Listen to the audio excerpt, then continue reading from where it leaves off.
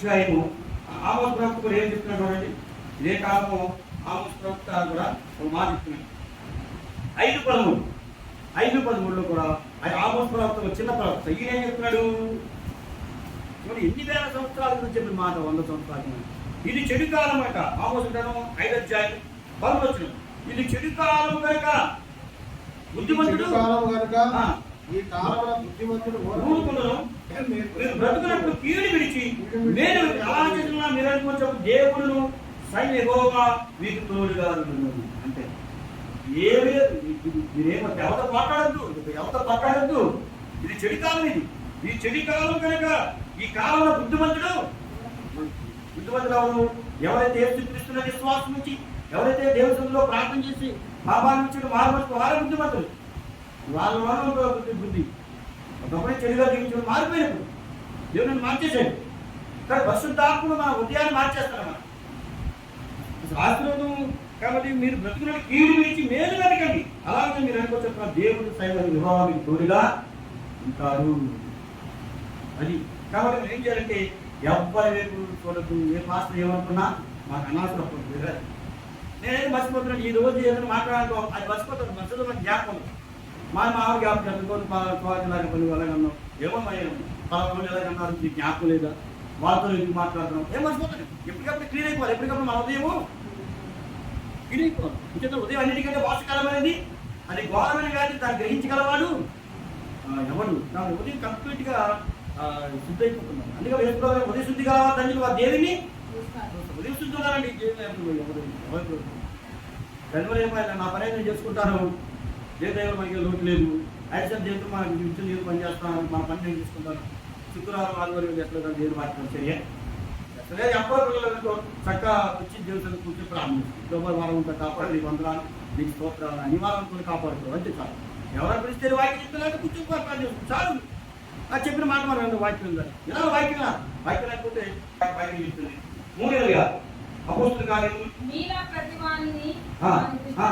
దేవుడు తన సేవకులను గుర్తించి మీలో ప్రతి వాణిని వారి దుష్టత్వం నుండి మళ్లించడం వలన మీరు నాశనకు ఆయన వద్ద మీ వద్దకు పంపేదని చెప్పాను. అది అపోస్తుల పౌలు గారు ప్రభావి ఈ విధానం మీరు మార్పు చెంద ఎక్కడ రావాలి? యేసుక్రీస్తే దానికి తప్ప ఎవరు మీరు మార్చే శక్తి ఎవరు కూడా లేదు. మీలో దుష్టత్వం పోవాలంటే ఎక్కడికి రావాలి నువ్వు?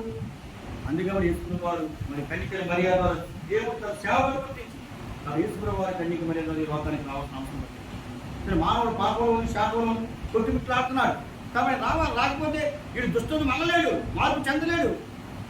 కాబట్టి దేవుని సన్నిధికి వస్తేనే యేసు ప్రభువుని విశ్వాసం ఉంచి ఆయన నామంలో నీ పాపాలు ఒప్పుకుంటే దేవుడు కంపల్సరీ అని దుష్టత్వం నుండి మీరు సేవకులు పుట్టినందుకు మీరు ప్రతి వంత దుష్టం భరించడం మేము ఆశీర్వదించడం వల్ల ఆయన వంత మీ ఎందుకు పంపేయని చెప్పాను. ఆయన ఇచ్చి మళ్ళీ ఏం చేశాడు? ఆయన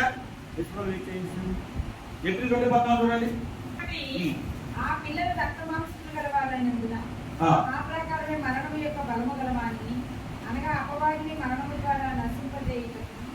జీవితకాలముకి మరణ భయం చేత దాస్యములకు లోబడిన వారిని నిర్మించడంతో ఆయన తన రక్త మాంసంలో పాలువారాయను. అది చూసారా ఎలాగ మనం ఆశీర్వదించగలిగాడైనా. కాబట్టి ఆమెలో రక్త మాంసములు కలవాలి. ఆయన రక్త మాంసాలు ధరించు. లేదా ఆకాశంలో మధ్య ఆకాశంలోకి వచ్చి లేదా ఆకాశం పైకి వచ్చి ఆయన చేయించాలి పాపాలని పోగుడు కాదంటే అయిపోయింది. కానీ కుదరదు, కష్టం. మానవ చేసిన పాపం అంత భయంకరంగా అంత దుష్టత్వం. కాబట్టి ఈ దుష్టత్వం మళ్లించాలంటే ఆయన మన రక్త మాంసాన్ని ధరించుకొని కాబట్టి ఆ పిల్లలు రక్త మాంసం గలవారిని నా ప్రకారం మరణ యొక్క బలమ గలవారిని అలాగే అపవాదిని మరణంతో నశింపచేయటం జీవిత కాలమంతయు మరణ భయం చేత దాస్యంలో విడిపించడకు ఆయన కూడా రక్త మాంసంలో పాలివాడాయను. కాబట్టి దుష్టత్వం వినిపించాలంటే ఆయన కూడా ఏం చేయాలి? రక్త చిక్కుడు మరి రక్త మాంసం ధరించాలి. కాళ్ళు చేతులు ముక్కు మోపాన్ని మళ్ళాగా ఆయన ధరించుకొని లోకానికి రావచ్చు. ఆయన ఒక సింహంలాగా రాలేదు, అయితే ఆయన పుల్లాగా రాలేదు. కానీ మానవుడిలాగా ఆయన మరి ధరించుకొని ఈ లోకంలో పాపం నుంచి శాపం నుంచి విడిపించడానికి ఆయన లోకానికి వచ్చినట్టుగా మనం చూస్తున్నాం. కాబట్టి ప్రతి వాణిని కూడా మరి దుష్టత్వం నుండి మళ్లించడం వలన మనకి ఆయన మరి ఇప్పించినట్టుగా మనం. కాబట్టి యజ్ఞాల్లో చివరినాలు యేసుప్రభువే చూడాలని ఎబ్రీ పత్రిక 12వ అధ్యాయంలో మనం చూసుకుందాం. ఎబ్రీ పత్రిక 12వ అధ్యాయంలో కూడా ఏం చెప్తుందంటే చూడండి, ఎబ్రీ పత్రిక 12